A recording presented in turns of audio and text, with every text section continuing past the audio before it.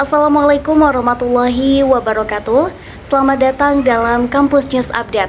Bersama saya Nur Nabila, kami hadir menyampaikan rangkuman kegiatan pembelajaran mata kuliah Teknik Reportase dan Investigasi Berita yang berlangsung pada hari Selasa minggu kemarin.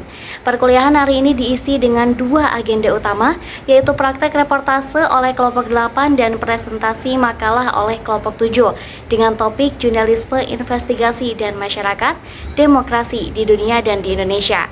Perkuliahan dibuka dengan praktek reportase yang dibawakan oleh kelompok 8 yang terdiri dari Cindy Sifanul Kolbi, Lala Nabila Chandra, Muhammad Fatullah dan Fadil Gibran Permana.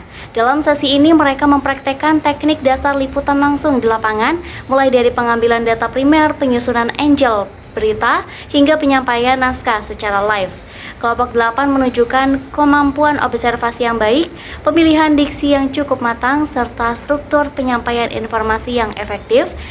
Meskipun terdapat beberapa catatan minor seperti penguatan vokal dan konsistensi tempo, secara keseluruhan praktek reportase ini memberikan gambaran bagaimana seorang reporter harus mampu mengolah peristiwa menjadi informasi yang akurat dan mudah dipahami.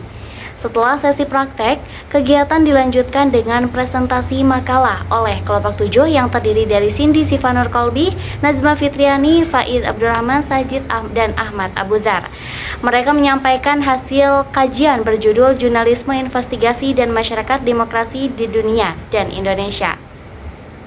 Baik pemirsa, kelompok 7 membuka presentasi dengan penjelasan bahwa demokrasi membutuhkan jurnalisme yang independen sebagai pilar keempat yang berfungsi untuk mengawasi kekuasaan, namun era digital menghadirkan tantangan berupa hoax, disinformasi, serta tekanan politik yang dapat mengganggu kualitas informasi publik. Tanpa kerja jurnalistik yang profesional, masyarakat kehilangan kemampuan membuat keputusan yang benar dan demokrasi dapat melemah. Selanjutnya, kondisi jurnalisme di Indonesia. Dalam paparannya, kelompok menjelaskan bahwa secara hukum, jurnalisme di Indonesia dilindungi oleh Undang-Undang Pers Nomor 40 Tahun 1999, namun dalam prakteknya justru masih menghadapi tekanan seperti intimidasi dan kekerasan, konsentrasi kepemilikan media, hingga pembatasan akses informasi melalui regulasi digital seperti Undang-Undang ITE. Jurnalisme investigasi di Indonesia tetap berperan sebagai watchdog kekuasaan, namun menghadapi hambatan berupa keterbatasan sumber daya, tekanan politik, dan maraknya disinformasi. Selanjutnya, secara global, kondisi jurnalisme tidak jauh berbeda. Media tradisional kini bersaing ketat dengan media digital yang menuntut kecepatan. Fenomena ini mendorong konvergensi media yang di satu sisi mempercepat penyebaran informasi, namun di sisi lain berpotensi mengorbankan akurasi dan verifikasi data. Tekanan terhadap jurnalis juga di berbagai negara juga hadir dalam bentuk regulasi halus, tekanan ekonomi, hingga kontrol kepemilikan media yang membatasi independensi redaksi. Dalam demokrasi, jurnalisme investigasi memiliki 3 fungsi utama. Yang pertama adalah watchdog kekuasaan, yaitu mengungkap korupsi, penyalahgunaan wewenang, dan praktek yang merugikan publik.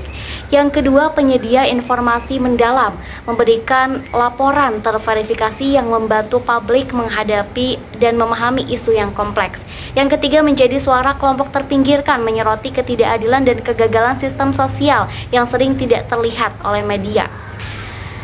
Contoh kasusnya, kelompok 7 menyampaikan salah satu contoh keberhasilan jurnalisme investigatif, yaitu liputan majalah Tempo dalam membongkar jaringan korupsi dan konflik kepentingan pejabat publik. Laporan tersebut bukan hanya membuka kesadaran publik, tetapi juga menjadi dasar bagi aparat penegak hukum untuk menindak pelaku kejahatan. Beberapa hambatan utama juga dijelaskan. Kelompok meliputi keterbatasan sumber daya, liputan investigasi membutuhkan dana dan waktu yang panjang, lalu tekanan politik dan ancaman keamanan. Jurnalis sering menghadapi intimidasi ketika menghadapi isu sensitif. Dominasi kepemilikan media, intervensi memilih modal terhadap arah pemberitaan. Disinformasi digital ini serangan hoax dan propaganda terorganisir yang mengganggu proses verifikasi. Upaya memperkuat jurnalisme investigasi, ada beberapa solusi yang disampaikan oleh kelompok 7, antara lain yang pertama adalah menjaga independensi media, yaitu redaksi tidak boleh tunduk pada tekanan politik atau kepentingan modal. Yang kedua, pelindungan hukum bagi seorang jurnalis agar jurnalis merasa aman ketika mengungkap kasus sensitif. Yang ketiga, pendanaan transparan alternatif seperti donasi publik atau crowdfunding untuk mengurangi ketergantungan pada iklan. Yang keempat, peningkatan kapasitas jurnalis, yaitu pelatihan teknik investigasi modern, keamanan digital, dan verifikasi data. Yang kelima, kolaborasi lintas media, kerjasama antar redaksi untuk liputan berskala besar seperti Panama Papers.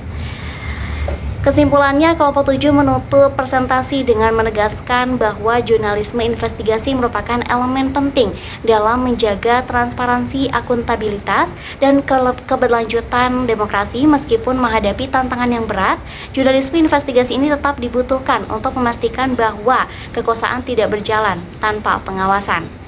Baik pemirsa, demikian rangkuman kegiatan pembelajaran mata kuliah Teknik Reportase dan Investigasi Berita pada hari Selasa minggu kemarin, mulai dari praktek lapangan oleh kelompok 8 hingga pemaparan komprehensif dari kelompok 7 mengenai peran penting jurnalisme investigasi. Seluruh rangkaian kegiatan menunjukkan bahwa mahasiswa tidak hanya belajar teori, tetapi juga mempraktekkan keterampilan yang menjadi fondasi dunia jurnalistik.